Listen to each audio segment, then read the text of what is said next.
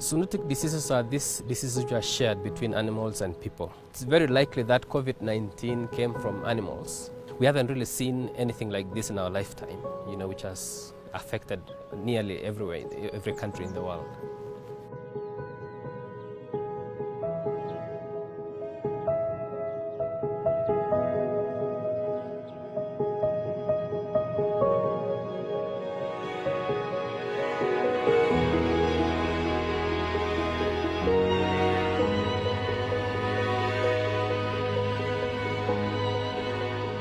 But if you then remove some of those hosts and you only create a monoculture of animals, then they are likely to be the transmitters of the disease.